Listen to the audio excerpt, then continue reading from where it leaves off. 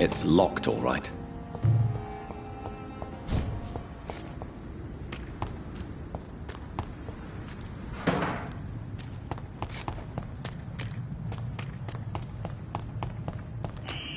Scowl voices in the garden. I should investigate. If they were to find somebody...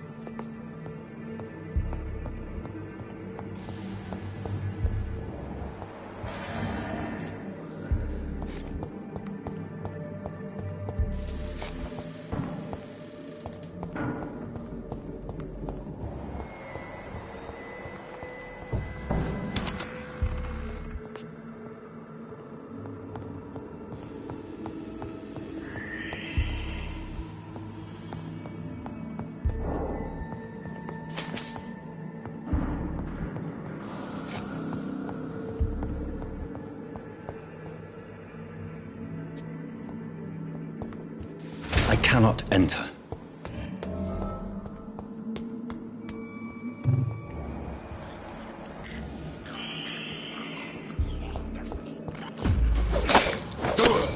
Behavior is similar to the infected William Bishop. Must be the same strain. This sickness moves faster than influenza.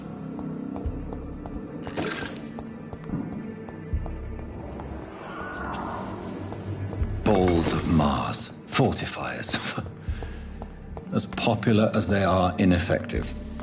But they do contain iron tartrate, and that might prove itself useful.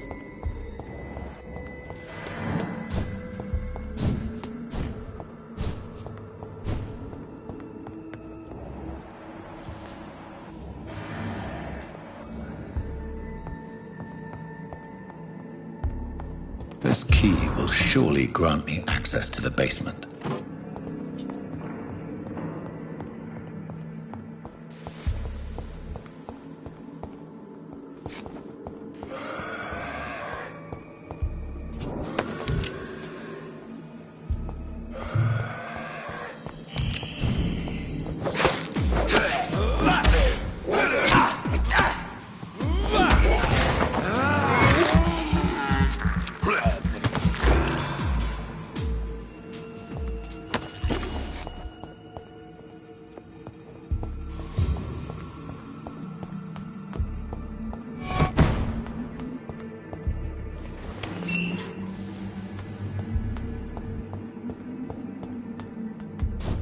These scowls feed from corpses and the husks of animals. They're not after blood.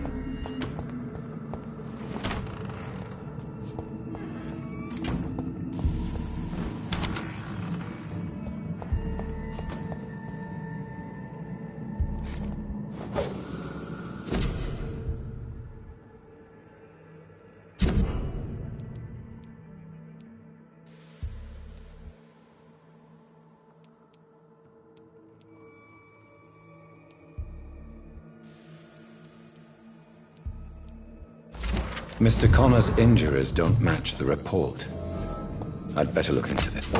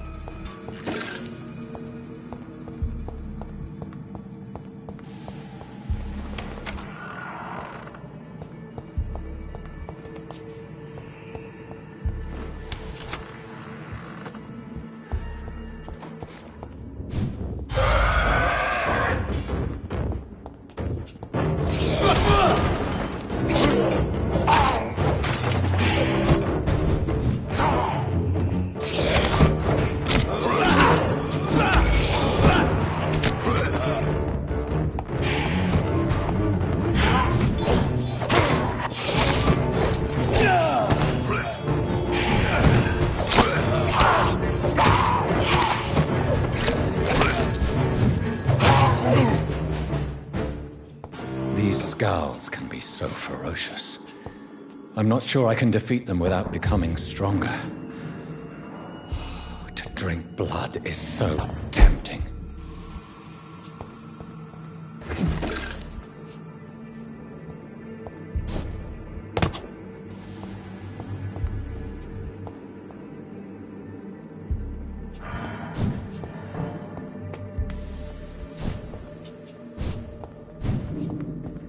Sodium hypochlorite.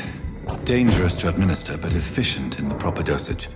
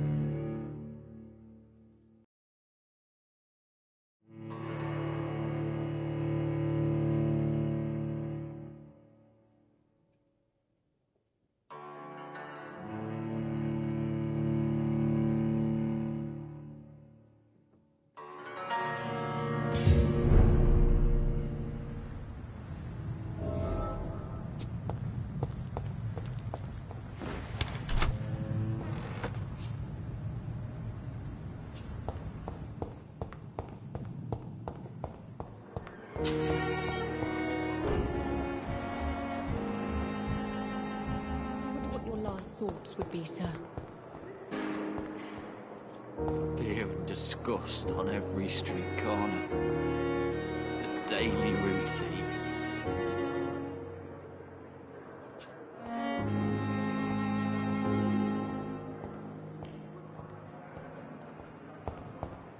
It's locked, all right.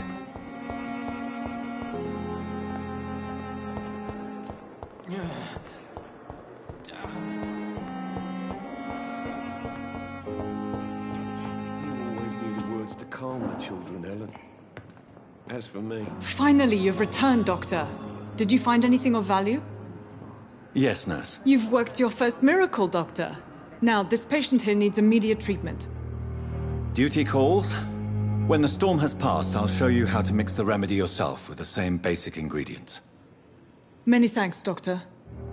When you've finished, you ought to report to Dr. Swansea in his office. He's been looking for you. Seemed pressing.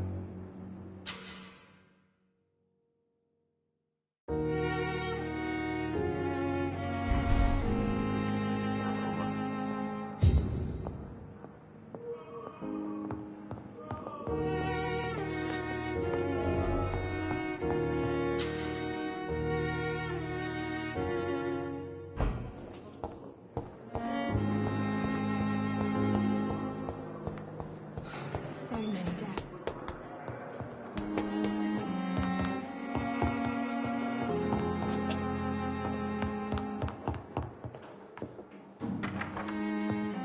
Please, Jonathan, come in.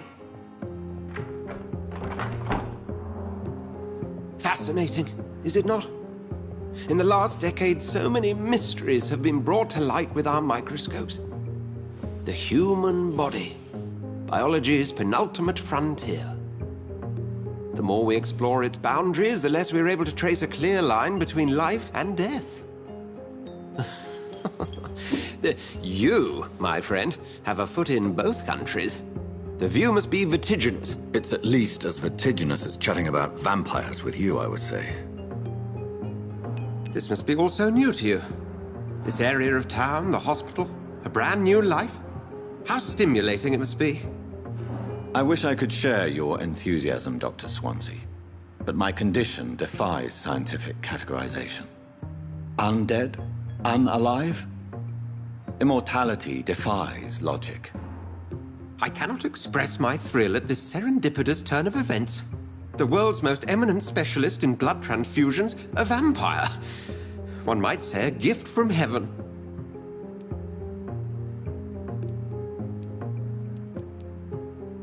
It may seem strange, but your words have brought me some comfort here. Forgive me. I've been an admirer of your work for a long time, and now you are so much more than a brilliant physician. And please, call me Edgar.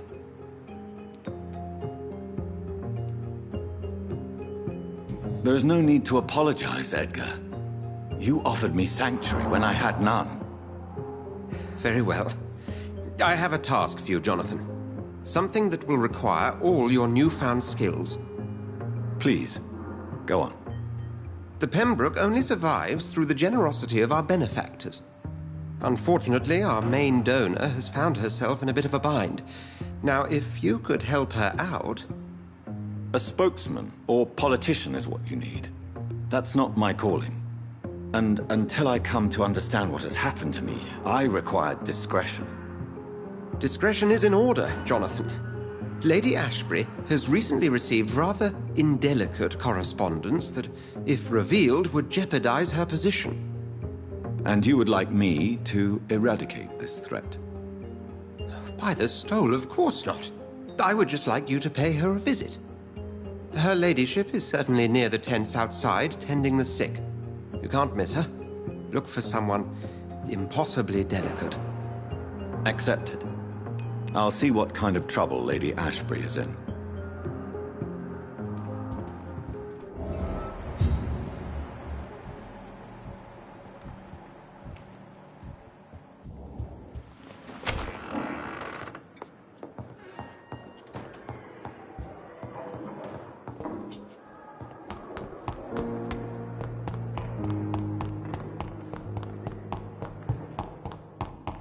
So many deaths. Falling apart. But in the circumstances, I'm willing to give you the benefit of the doubt. Like a book. I never could keep anything from her.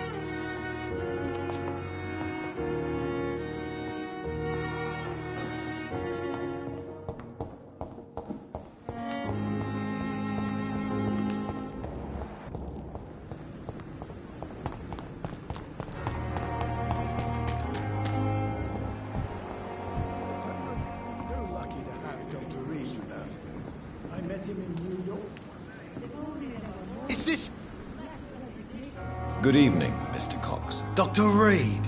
Still working at night, I see. I like that. And why is that? People who don't sleep at night always seem more alive to me. More interesting, one way or another.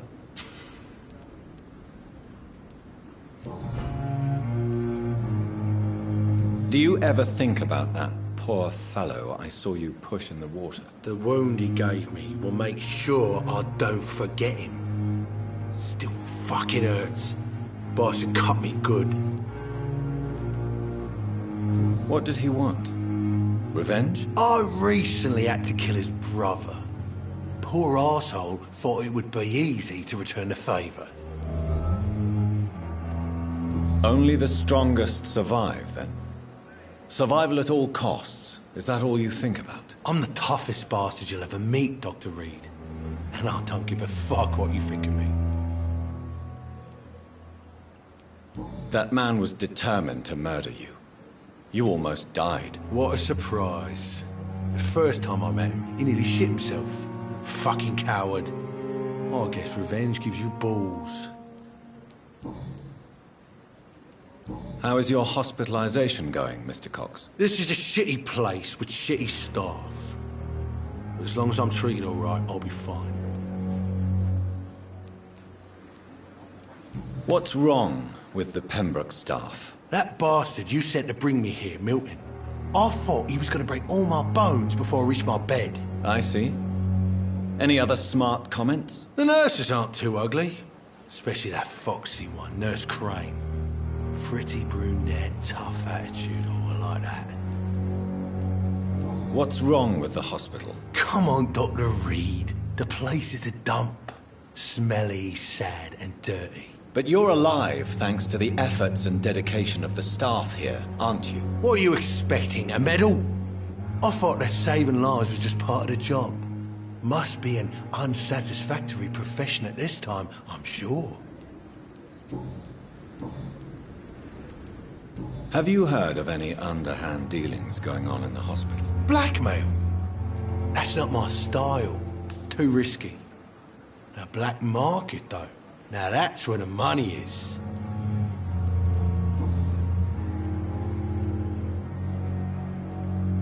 How long do you think you can escape the law, Clay? I know this city like the back of my hand, Doc.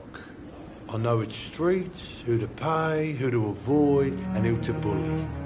I won't get caught. We can't escape the consequences of our actions. The past catches up with us in the end. I ain't afraid of death.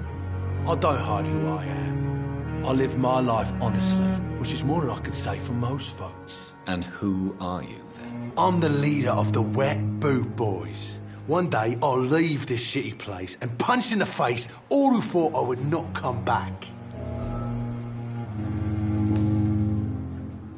I'll leave you for now, Mr. Cox. When I get back, I'll have a word with Tom. He's really pissed me off this time.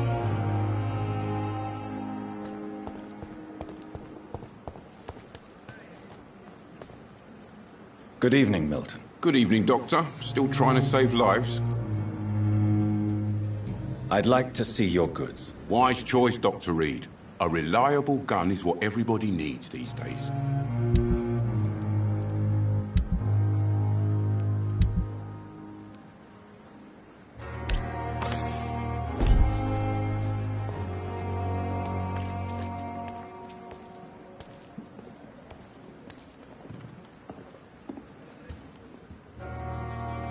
The flu took my dear wife, Emily. I take comfort knowing we'll soon be together again. Mr. Rainfield, that's no way to talk. You're in good hands here, and we'll be up again soon enough.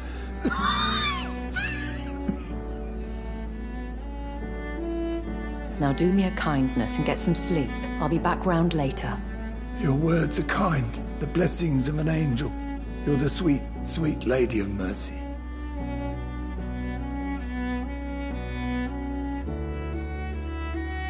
Good evening, Dr. Reed. It's a pleasure to see you again. You seem surprised. Dr. Swansea has brought me up to speed concerning your recent appointment to Pembroke Hospital.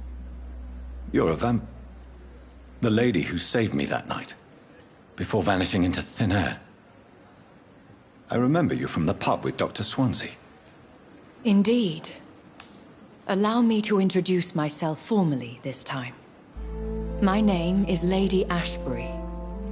I remember you well, in spite of the brevity of our encounter. Apologies. You've taken me by surprise. I'm very happy to see you. The pleasure is mine, Doctor. I hope you're more disposed to answer my questions now. You must have countless questions, but our rather urgent matter first. Swansea has explained. My cover, if you prefer, has been compromised. Dr. Swansea has commissioned me to be your agent in this matter. You could start by explaining what's amiss. These past insufferable weeks, I've been the victim of extortion. I've made a first payment, but the blackmailer grows greedy. I must refuse his most recent demands.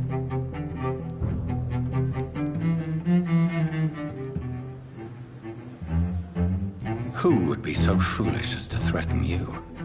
A kindred spirit. Even if it were the case, and I highly doubt it, a vampire would have asked for something more valuable than money. My suspicions lean toward a patient, or their family. Please continue. Every detail is essential. I'm your man. My embarrassment in this matter is eclipsed only by my shame at having put the hospital at risk. The threat from our anonymous scoundrel is clear. A list of dates. My visits coinciding with the dates of suspicious patient deaths due to massive blood loss. I'll take care of it. Do you know where I should start? If that was the case, I'd settle the matter myself. You could talk to our local gossip, Harriet Jones. Not a pin drops here without her hearing about it. I'll meet that woman now. My life, as others know, is in your hands, Dr. Reed. I'm sure of your discretion, but I do fear your powers of persuasion will be put to the test. When this is resolved, I'll be your obligé. I'll answer all questions in regards of your condition.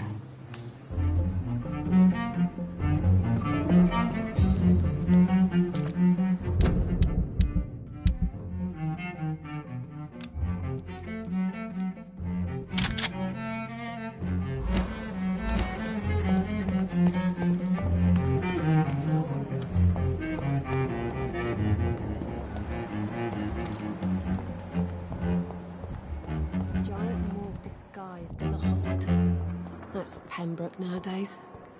Fear and disgust my on medication. every street corner. The daily routine. What is this? Who are you?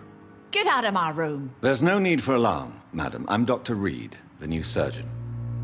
Preposterous. Dr. Reed, you say? I don't want some bumbling intern. Where's Dr. Swansea? Please, calm down, madam. I assure you that I am highly qualified. I'm just back from war duty.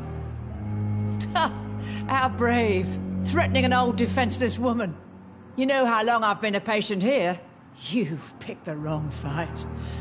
I'm Harriet Jones. Harriet Jones? Indeed.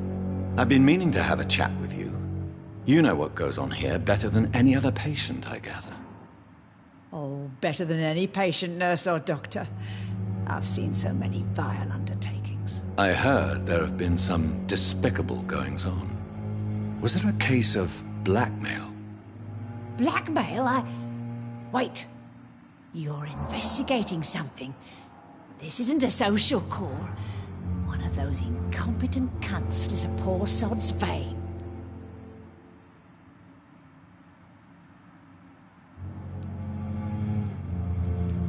If I didn't know better, Miss Jones, I'd be inclined to say you enjoy this type of idle gossip. God's honest truth, Doctor. It's just the way it is here.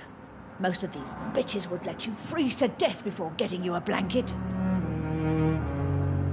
I assure you, madam, this is not an investigation into a possible medical error. Debauchery, then? Nurses Crane, Hawkins, Brannigans, whores, all of them. They can't keep their legs shut. I've seen them scratching slutty sores. Really?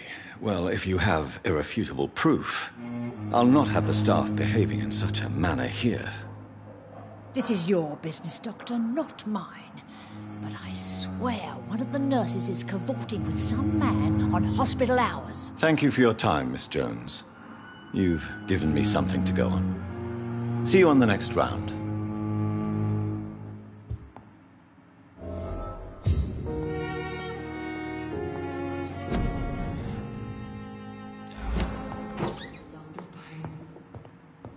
The patients and staff might know something.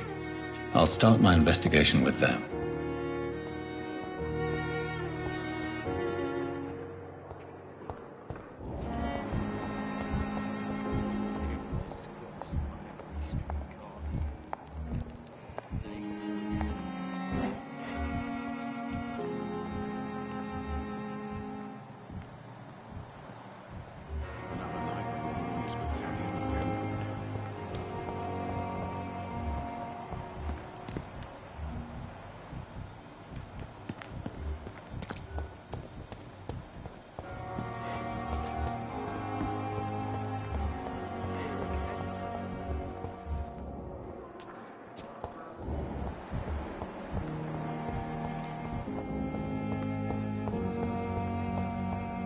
I'm sorry you ended up on my plain and cold medical bench, sir. I understand you must be very angry about this unfair situation. I managed to arrange to have you ready.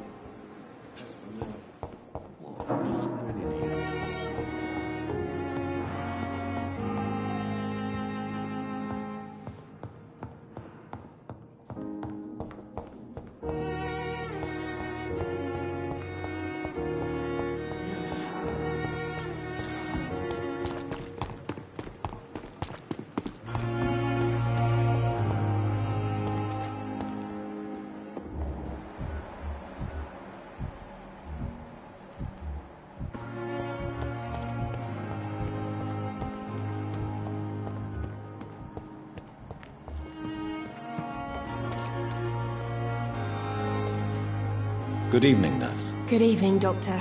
I don't think we've been introduced yet. My name is Pippa Hawkins. And I'm Dr. Jonathan Reed. Dr. Swansea has recently offered me a position in this hospital. Well, it's a euphemism that your help will be appreciated, Doctor.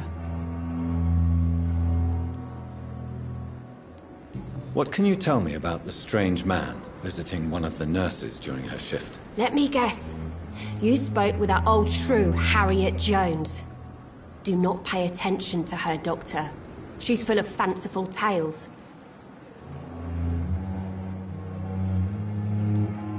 She could have been telling the truth about the mysterious man. That old witch will end up in hell soon enough. Who cares if a nurse finds some happiness where she can? No matter how you feel about her, Miss Jones deserves our help. Who says I don't care for her? Hate is what keeps that old crone alive.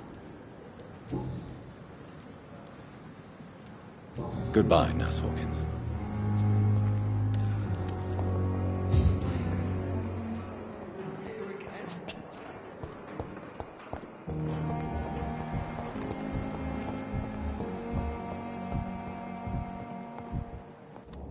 I'm in pain. I need my medication. Hello again, Dr. Reed.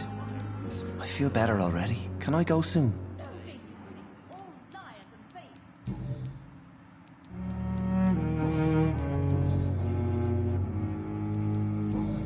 Goodbye, Mr. Hampton. We'll talk again later.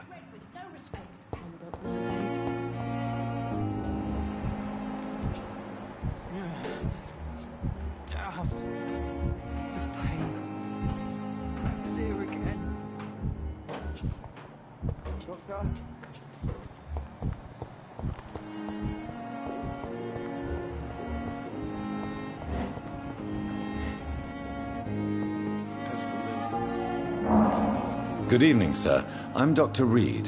I believe we're going to be colleagues. Reed? Yes, I've been informed about your arrival. I'm Waverly Ackroyd. Welcome aboard, I suppose. Does my arrival inconvenience you in some way, Dr. Ackroyd? Let us just say that I don't particularly share Dr. Swansea's enthusiasm for hiring you. What we need here are reliable professionals, not overrated dabblers. Have you heard about any blackmail going on in this hospital? Blackmail? Nonsense. If you have a problem with me, Dr. Ackroyd, please feel free to tell me. Dr. Swansea has imposed your presence on this hospital without asking anyone's advice. The benefit of his position. But I don't agree with it. I know we've never met before, but I believe this hospital could use all the help it can get. You will agree with that, I'm sure. Oh, but I have heard about you, Dr. Reed. Of course, you can't say the same about me, since I have not wasted my time courting the press.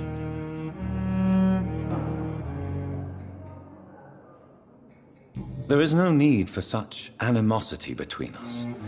Don't you think the epidemic is already enough to deal with? That is one point we could agree on. And that is precisely why I want to be sure that you will be of help to this hospital, instead of a burden. Tell me, Waverly, what do you think of Dr. Strickland's enthusiasm for his experimental research? Strickland is playing with his patients' lives for pride and glory. Now that, sir, is unethical. Are you thinking about something in particular? Harvey Fiddick needs delicate surgery. I believe we should stick to the usual procedure, but my young colleague obviously disagrees.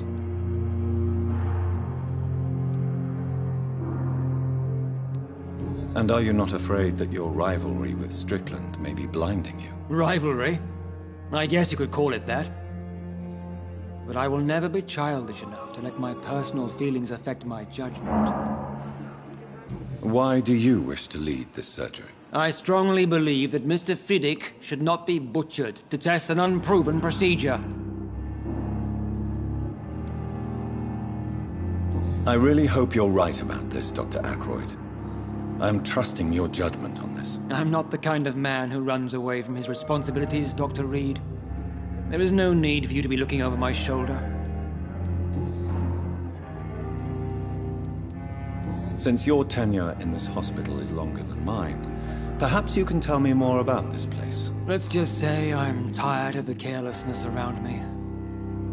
I have always respected the skills of Dr. Swansea, but over time his enthusiasm has become displaced. Carelessness? Exactly what are you talking about? We're here to save lives. The people who trust us are not volunteering for experimentation. They're here to be healed. I don't intend to run any radical experiments, Doctor. Even if I, as any good practitioner should, express an interest in pushing the boundaries of medical research. Modern medical methods were created through audacity and ego. But there are rules in our line of work, and they're here to protect our patients. Thank you for your time. We'll talk later.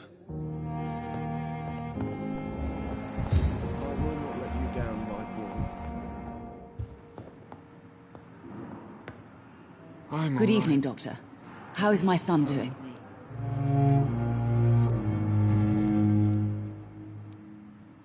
What do you think of your reception here? Any complaints? I have had the uttermost reservations about this hospital since we arrived. But we had no other choice. considering the state of emergency. Is there something in particular that's bothering you? Some of the staff were not especially welcoming. I suspect they're not accustomed to dealing with patients of such social standing. Tell me more about your arrival at the Pembroke Hospital. What gave you such a bad first impression? The ambulance driver was quite rude, for a start. And that nurse, Miss Hawkins, seems to have quite a dubious attitude. What do you mean? She managed to secure a bed for my son despite the epidemic. It was a relief, but it wasn't cheap. She charged you for a bed? Yes, and I paid without question, considering the urgency of the situation. I share your concern, Mrs. Goswick. Be sure that I'll talk to the people involved. I don't expect compensation, Dr. Reed. But I'm aware such behavior would not be tolerated in other hospitals. Have you heard rumors of blackmail going on in this hospital? Dr. Reed, are you trying to take advantage of me? Of course not, Mrs. Goswick. I'm just curious. Well, go be curious somewhere else, please. Goodbye, Mrs. Goswick.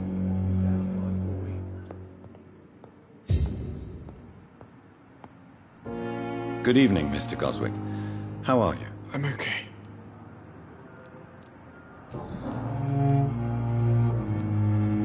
Tell me about yourself, Mr. Goswick. I don't want to talk, Doctor. I have to go now, sir. But don't hesitate to contact me if you need any help. Good evening, sir. Doctor.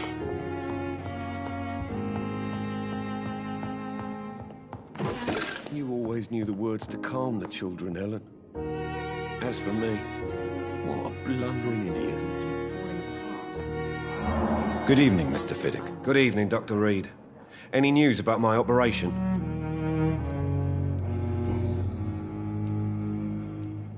Tell me about yourself, Mr. Fiddick. I'm just a regular guy waiting to get his arm fixed, so I can return to work and to my family. I was more curious about what you were doing before being hospitalized. I'm a carpenter.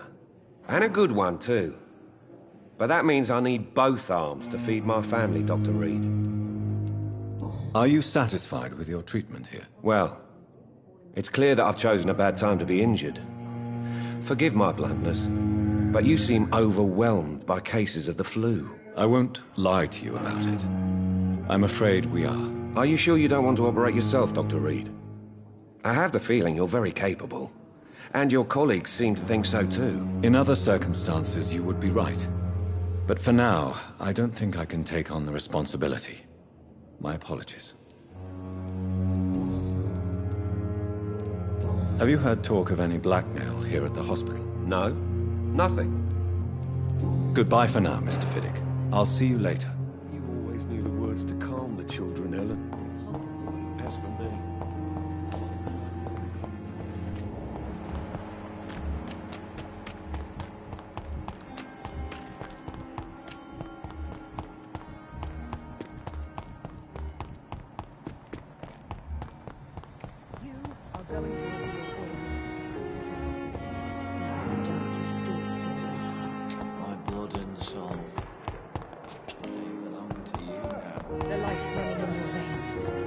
This dead flesh needs it. Oh, please spare me, Dark Queen.